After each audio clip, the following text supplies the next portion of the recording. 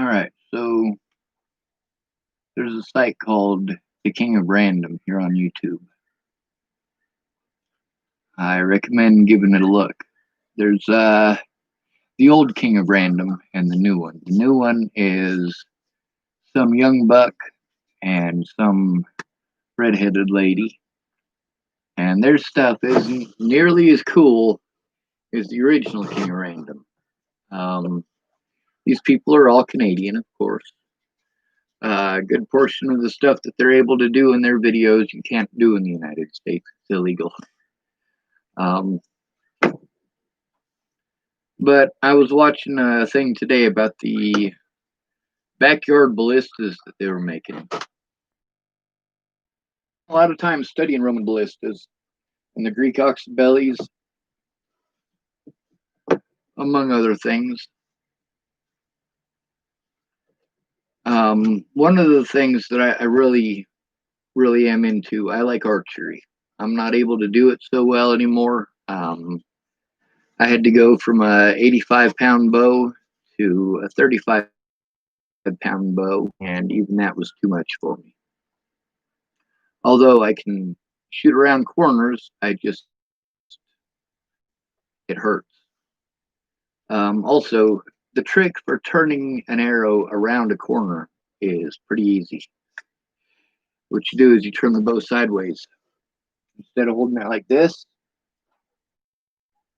you hold it like this. Now there's going to be a notch in the center of the string that's going to let you know where the center line is. If you move it off to one side or the other by a couple inches, you'll notice that you're able to make it go at least slightly curved.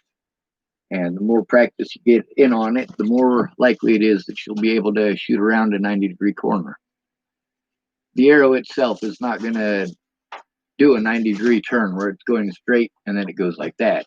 What it does is there's weight at the end of the arrow, and then the back end of the arrow, because it's being shot at an angle, the back arrow wants to follow. It wants to, basically, the head is going to want to push itself wherever it's going, but the tail is going to catch wind and it's going to redirect it. So shooting an arrow around a corner is not difficult. Most of what we're dealing with right now is crooked cops.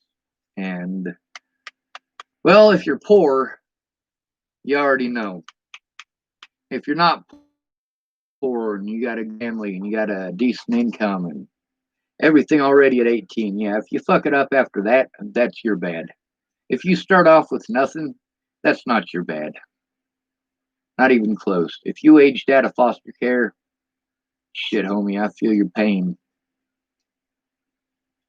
Now, I do know a lot of women who also were in the system. Now, there's a big difference between women in the system and men in the system. A man in the system, when he turns 18, he's supposed to be eligible for all the same things a woman is. However, he doesn't get those things because he doesn't get the help. Who does get the help? Women. Women get the help. Men do not. Dang, that's all Mesopotamian looking and stuff. That's just creepy. My beard. I had it braided. I separated it into two braids earlier today just to test it out. Hey, Casey Steele. Casey Steele was typing, hey, Sean. Through all of this, I've gotten to hear about how I deserve what happened to me because of the color of my skin or because of the term mentally ill. But the people who harmed me went on to hurt others. And those others, because they were minorities, they mattered. I didn't. So that's something that you want to do, these comparisons between what happens to black people and what happens to white people. Meanwhile, you're picking out upper middle class white kids and how they're treated. You don't look at how poor white people are treated. A lot of people say, hey, you have white privilege. You know what? I'm not going to pretend that does not exist because it absolutely does. If I'd have been a black man, I'd have been fucking shot. I'd have been shot by the police over the death of Natalie Bollinger.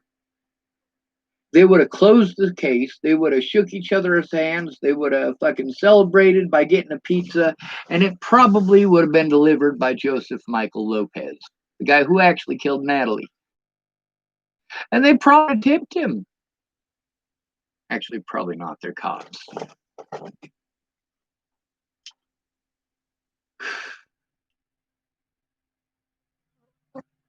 There's a guy in town. His name is William Barr. He married Jessica Martindale. He also used to be an officer. Now he's just a piece of shit. I feel bad for the children of police officers because they grow up with a lack of morality. They grow up being bullshit at, fucking lied to. My dad's a cop. That doesn't mean he's not a bitch.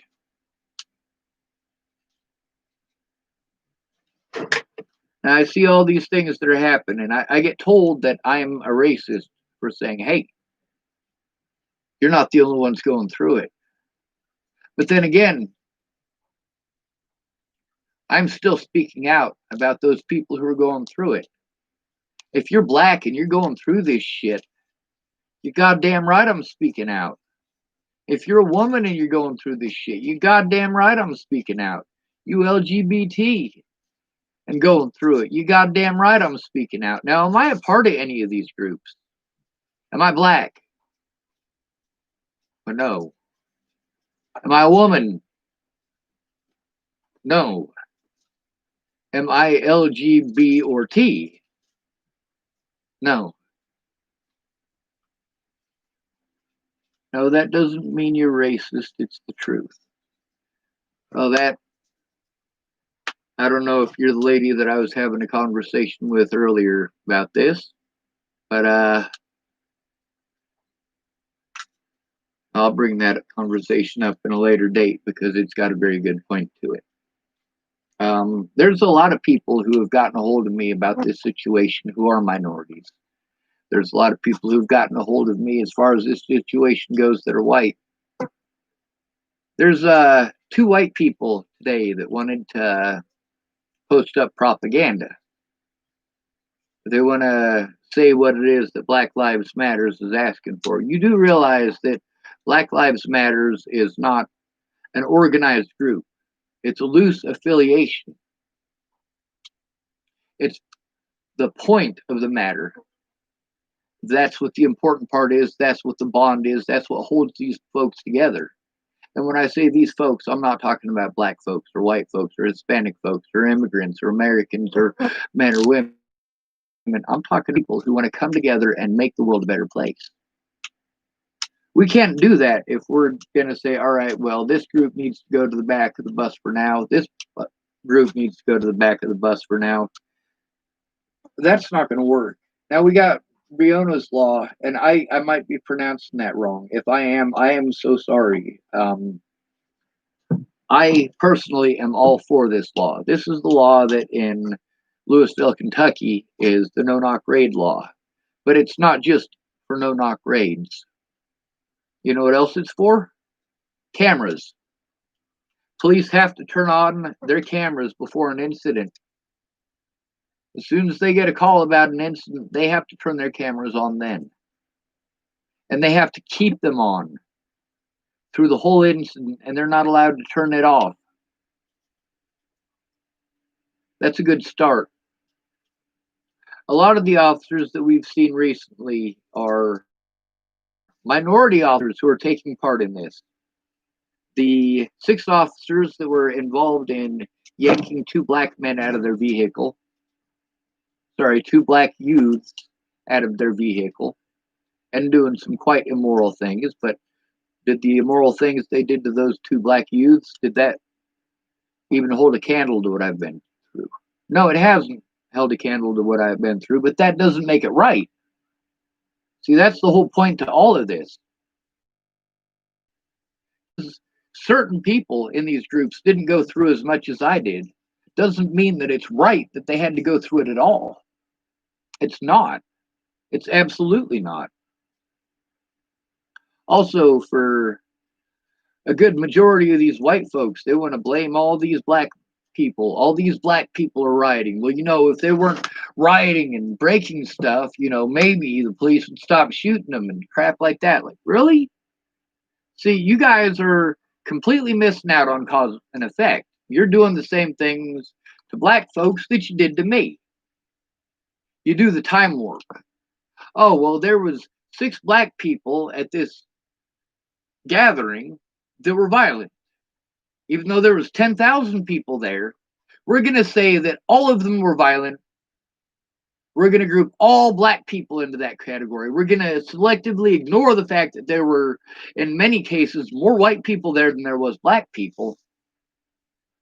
And we're going to pretend that it's just minorities doing this and that they got it coming. Absolutely fucking not. Absolutely not.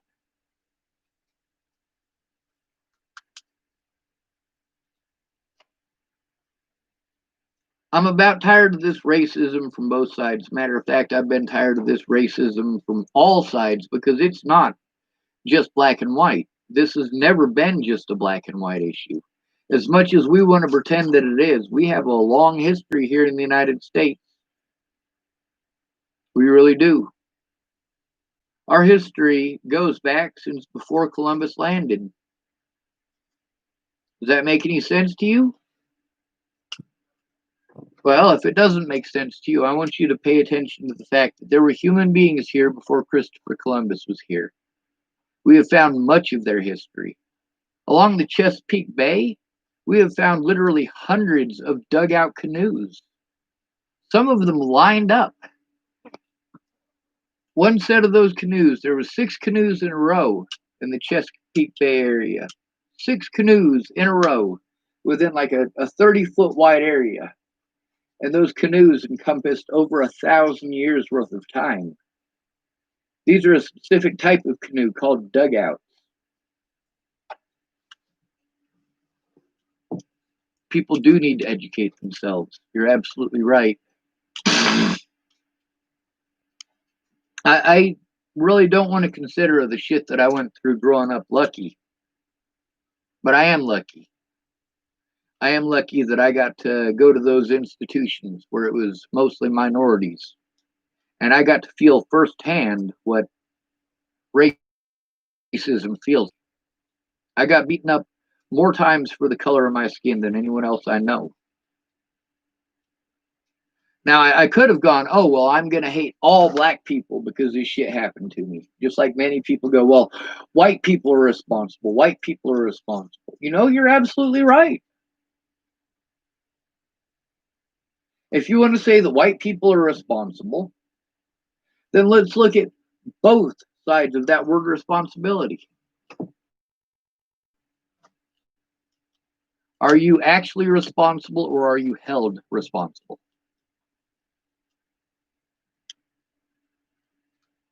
See, that's what y'all aren't getting about the homeless. We're not responsible for your actions. We're not responsible for your opinions. We're not responsible for your abuse. But we are held responsible. Now, a lot of folks want to tell me that we need to focus on black lives right now. You are absolutely right. We fucking do. We do need to focus on black lives, but not just black lives. We need to focus on native lives. We need to focus on everybody who is going through this instead of bisecting it by group. That's segregation, and that's how we lost to begin with. Selective segregation. When I was in North Carolina, you know what I noticed about segregation? It's against the law. People do it anyway. It's just natural there. It's the normal thing to do for black people to sit at one set of tables and white people sit at the other. It's common for black people to sit on one side of the restaurant and white people sit on the other. Meanwhile, them Jim Crow laws been out for how many years? Well over 30.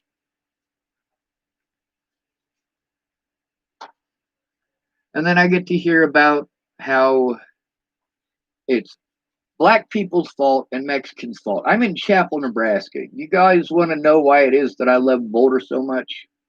Because in Boulder, you're allowed to be different. You're allowed to be weird. You're allowed to have friends that are Mexicans, actual Mexicans from Mexico. You know, I had friends from Cuba while I was in Boulder.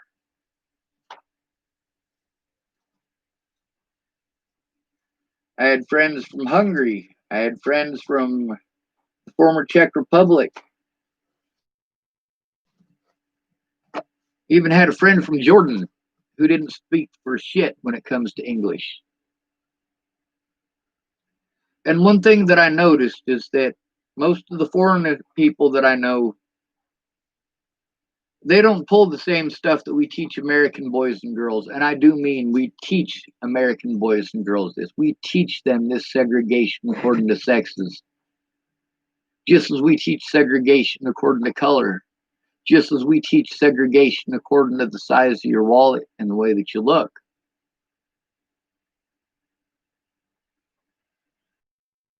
It doesn't matter ugly or pretty.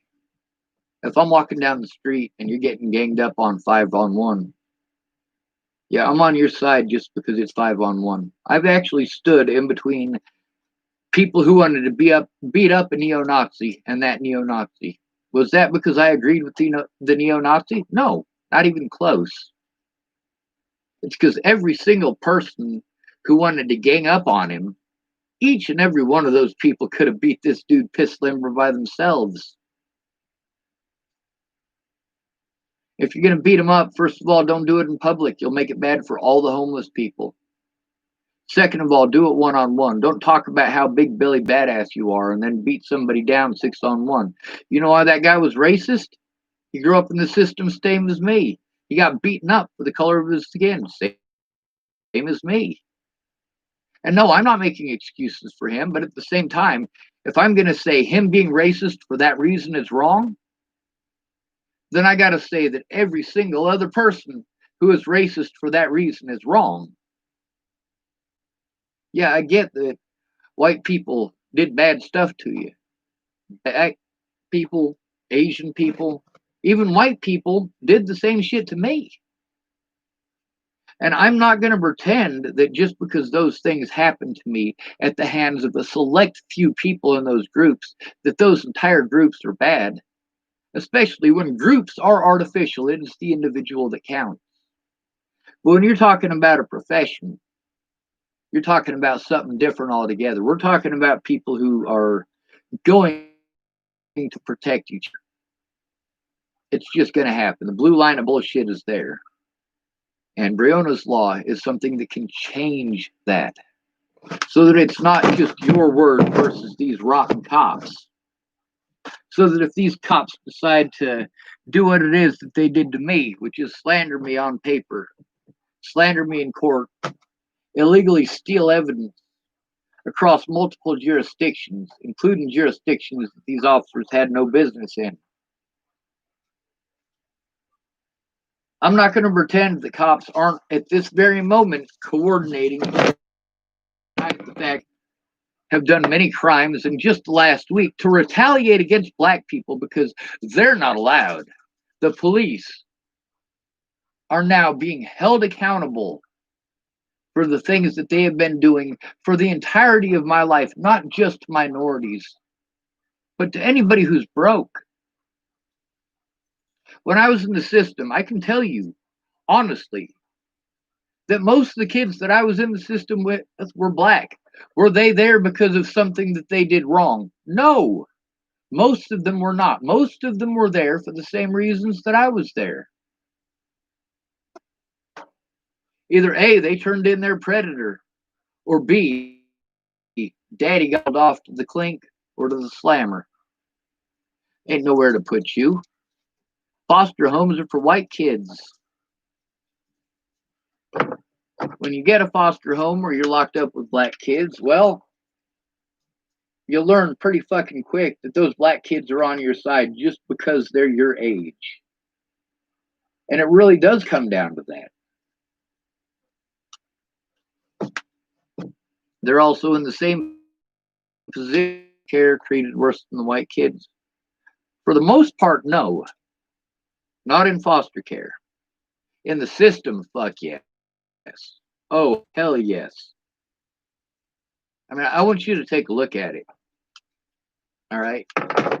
The judge Probably a white guy.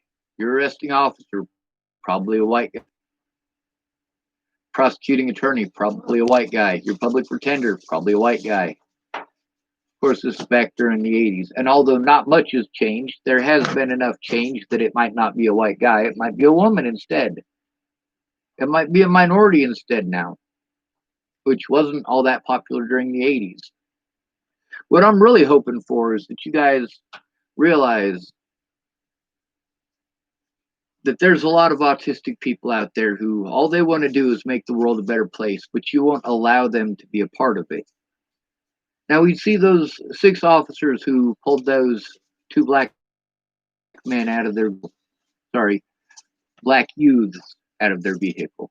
You don't say children because that's condescending. You don't say boy because it's considered racist.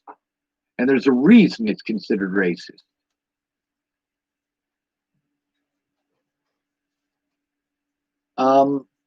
Now that situation, there was nobody shot. Nobody was shot in that situation, and they got rid of 1 white officer and 5 black officers.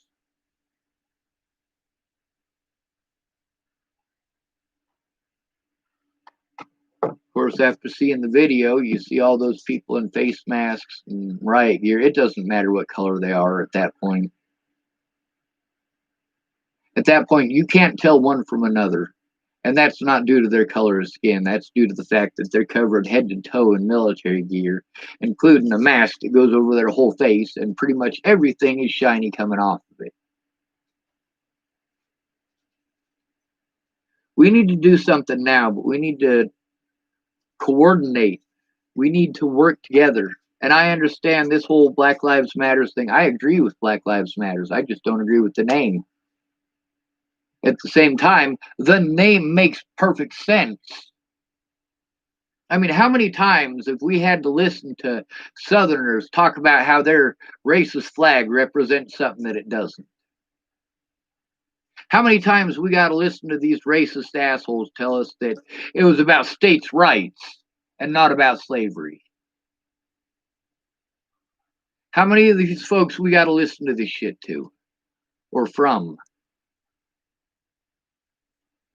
We didn't choose this. We were born into it. We were born into a land where everything is already owned. We are born into a system that only benefits those at the top. And we're told what we owe. We owe, we owe, we owe. We owe each other. And that's what it all comes down to. We all owe each other. We're stuck on this planet. The reason that we owe each other is because we're not sticking up for each other's rights, and therefore we are not sticking up for our own rights, and therefore we are not sticking up for our children's rights, nor making it a better place. Matter of fact, we're slipping backwards and making it worse. And right now, we got 6 black folks, at least, who have been hung in the last week.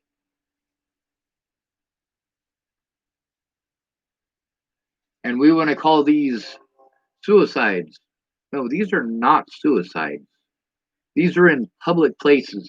These aren't folks who are hanging themselves in their fucking closet, all right? Tabitha Michelle Cook. Ryan hung himself in her closet. This is a little redheaded white boy. That's a suicide. When you are hung out to fucking dry in a public park, that is not a goddamn suicide.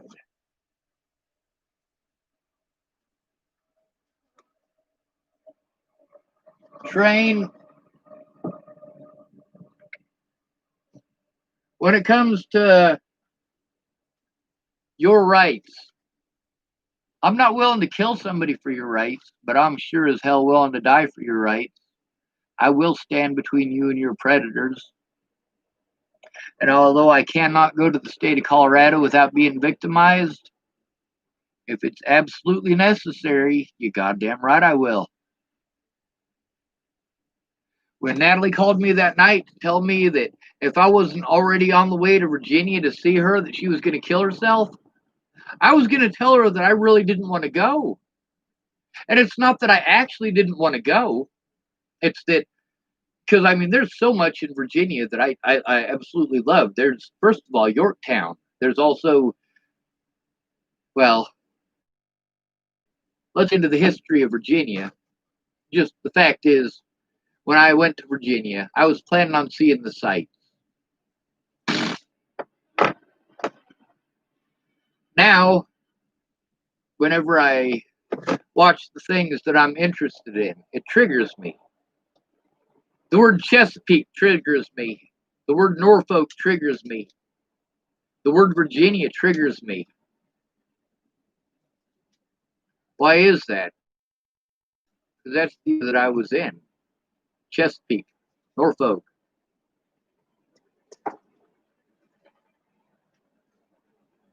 The other thing is, when I was a kid, I was locked up with mostly minorities, and as an adult, it's not any different. Yes, there is a very disproportionate number of black people in the jails compared to the number of white people. But also, it's right in line with things if you consider the fact that the majority of those white people and the majority of those black people grew up in foster care.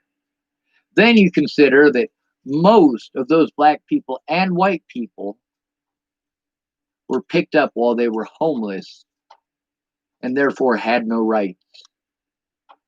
One guy that I was in there with, he had been in there for 5 months without a court date.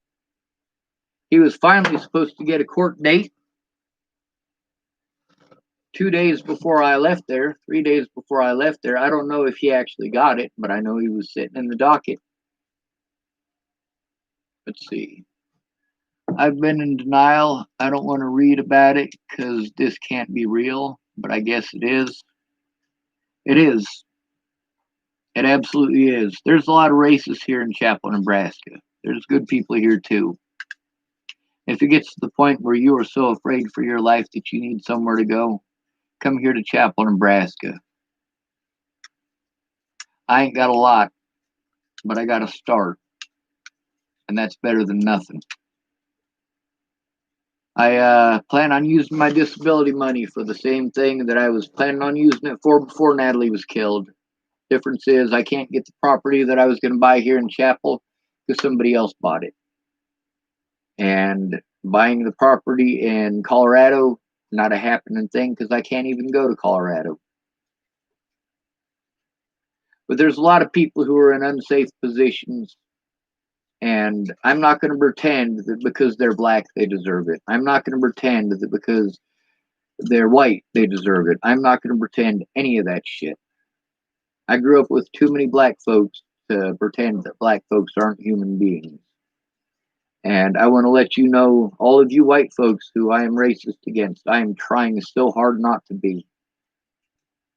I really am. But your hatred, it shames me. It shames us all. Your excuse is why it's okay because it's not happening to you.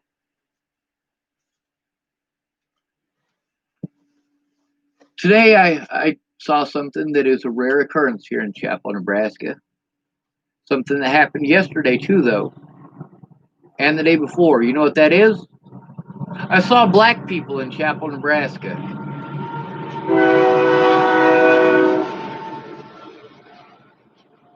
You know, it's easier for me to walk up to a random black person and start a conversation than it is for me to start a conversation with any white person here in Chapel, Nebraska. Any white person. Now, you notice I've been saying black and white an awful lot through all of this, as if it's a black and white issue. Well, as far as right and wrong goes, there is no gray area as far as this goes. No gray area whatsoever. If it's good for the goose, it's good for the gander, right? If it's illegal for us to do to the police, it needs to be just as illegal for the police to do it to us. None of this, oh, well, it's okay that George Floyd was murdered by police because afterward, black people were rioting. I'm like, well, hold on a second. That doesn't make any sense. You killed George Floyd before the protests, not after. Although technically there have been protests about this exact same behavior my entire life. I am 39 years old. That's almost 40 years of this bullshit. 40 years ago, we were supposed to be past Jim Crow and the apartheid, weren't we? 40 years ago. And here it is, kicking us right back in the dick. I don't care what color you are. I don't. You're a human being to me. If you're a racist, yes, I still consider you a human being. And I know a lot of people will be angry at me for that. Like, dude, why are you defending these white people? I'm not. See, that's the point. Not all of the racist people that I know are white. Matter of fact, I was just hanging out with a Native American yesterday, and, well, we were both very racist to each other for about 30 minutes. Of course, we also get along, and, well, the shit that he had to say about white people was pretty fucking funny. Anyway, I gotta go. I got some work to do. Y'all be safe. Stay out of trouble or don't get caught. And continue to speak out. I mean, I don't want this shit happening to white people. And it's going to happen to white people if we continue letting it happen to black people and immigrants and Hispanic people. And that's not to say that it's not happening to white people already. That's to say that once we start lowering the numbers of other people, yeah, we're next on the list.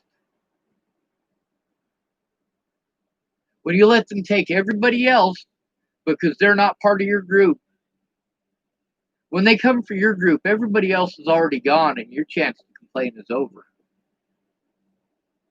Kind of like a lot of people before they ended up homeless, they wanted to make fun of me because of homelessness and tell me I wanted it, needed it, chose it, and deserve it.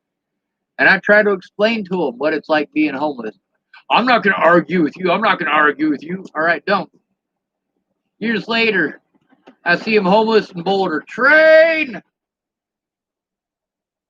Years later, I see him homeless in Boulder, and they say, Sean, I didn't know it was going to be this way. That's not from lack of trying on my part. I tried to let you know.